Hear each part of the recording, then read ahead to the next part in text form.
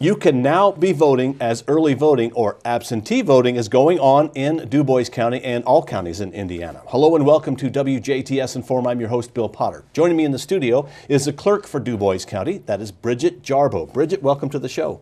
Good morning. Am I right in saying that all of Indiana is now under early voting? We are, okay. Yes.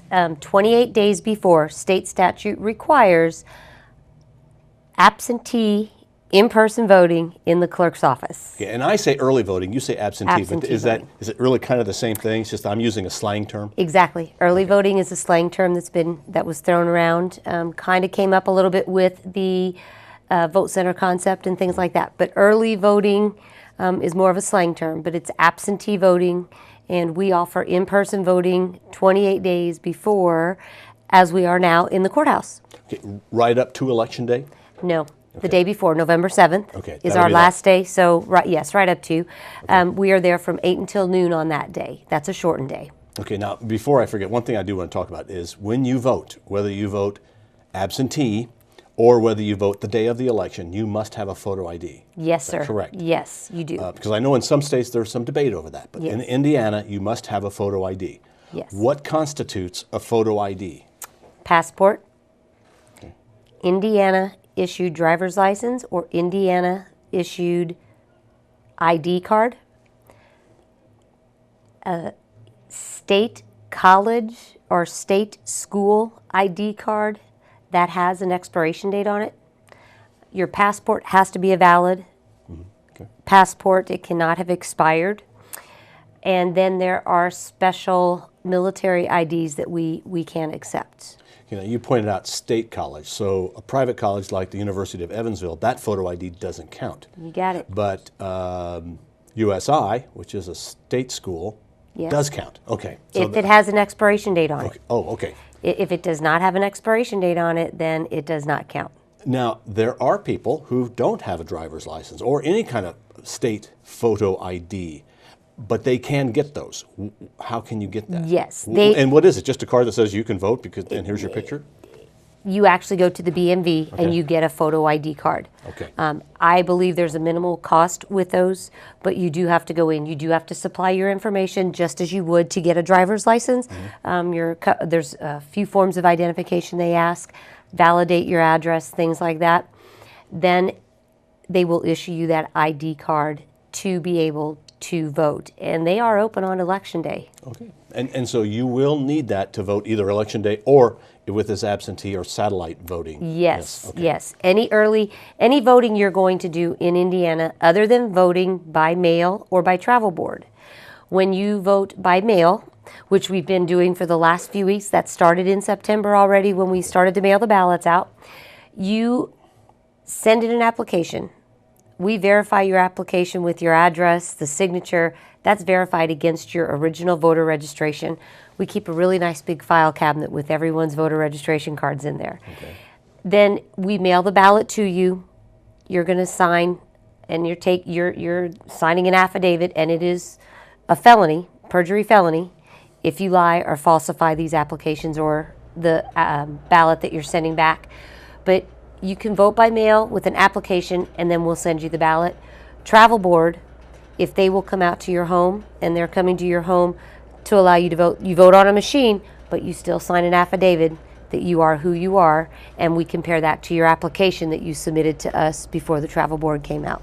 And travel board is probably primarily for older folks who cannot get out, or those who are handicapped. Someone who's confined to their home, a retirement center, or a nursing home, someone who's confined to that type of a residence, the travel board will go out to them. If it is someone caring for a confined person and they don't think they can make it to the polls, they are more than welcome to vote when the travel board is there to allow someone else. A travel board is a bipartisan team, so it's made up of the two primary parties, and we send one person out or two people out, and they are never left alone with a voter.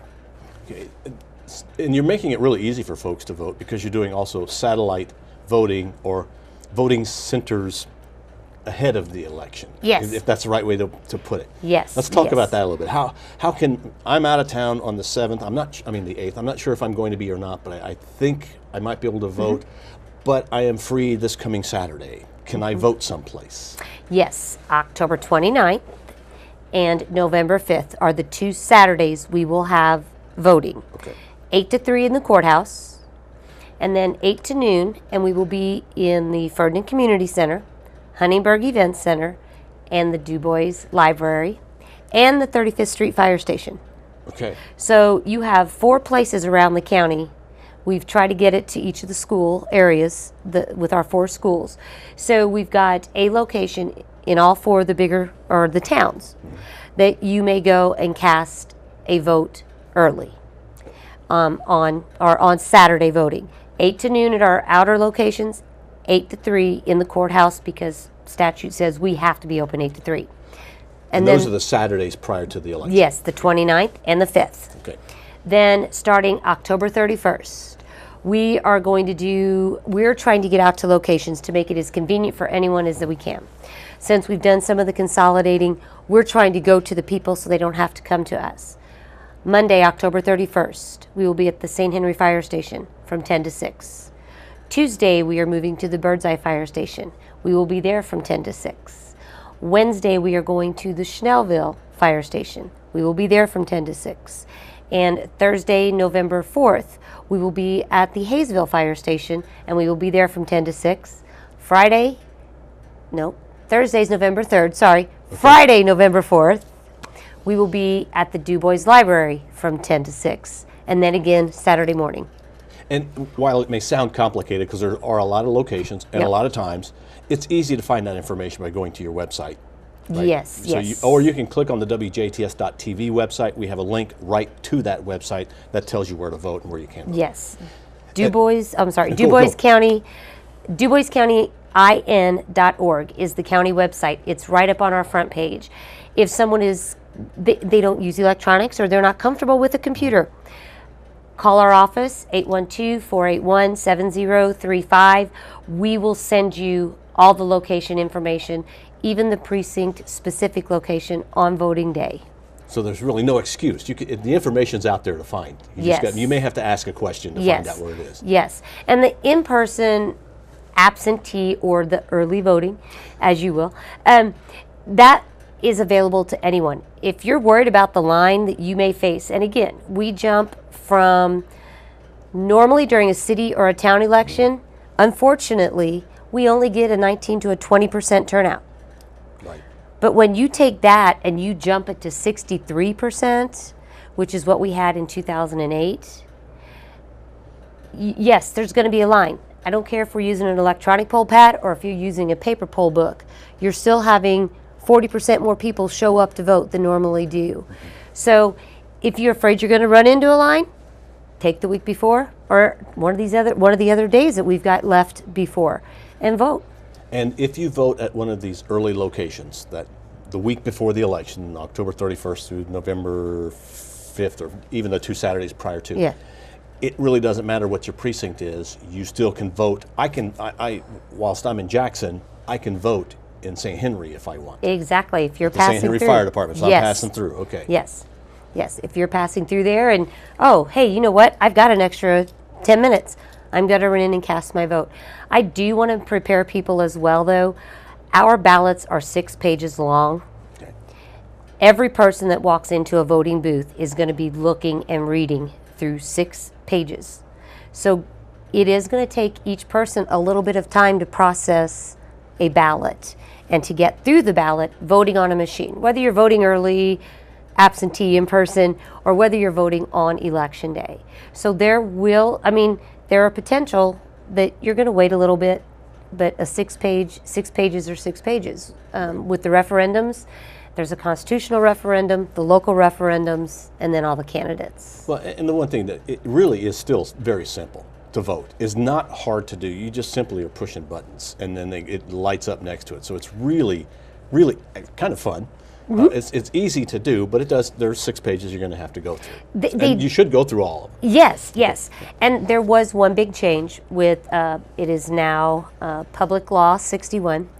And if you vote a straight ticket, that will not count for any of your county council at-large seats. okay?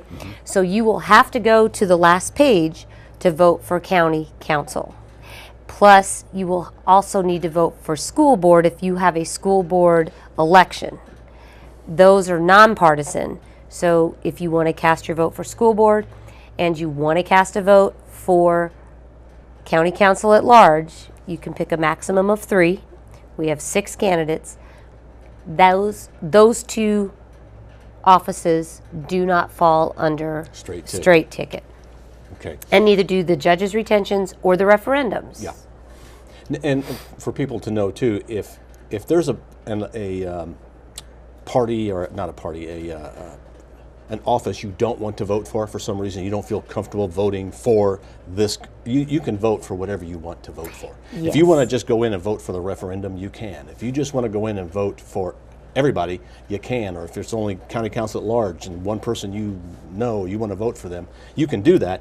I mean, you should try and vote for everybody if you can, but if you don't feel comfortable, you don't have to. You can still just vote however you'd like. Exactly. You can, exactly what you said. If you just want to vote for the referendum questions that pertaining to our area, or just that constitutional referendum, you may come in and just vote for that. You're going to you have to go to the very end, confirm vote, cast vote, and you're going to go. The machines light up. There's 2 little buttons that'll beep at you. They're red, and they light up, and they beep and say, thank you. That's exactly what it does to vote. So, yes, you can vote, or you can come in and vote for every other person. And you can't overvote. It won't count if you do. It won't count the overvote if you try. And you can't undervote if you place 1 mark. And also, it is a computer.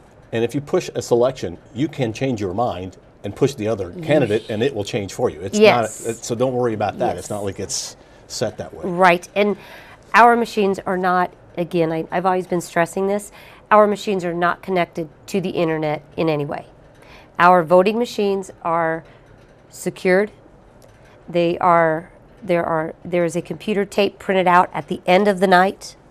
There is a card that we supply all the information on as well, and those 2 have to match at the end when we come in for the end of the day to do all of our elections. So no one can be watching how you vote. No one knows how you vote because it's yes. Okay. Exactly.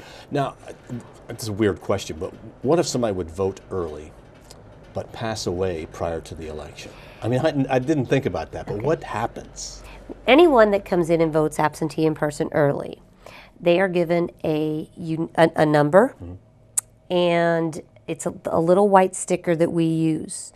It is attached to the affidavit they sign that says they're voting early. It's an ABS 7A with their little registration receipt that we give you that tells us what precinct you're in.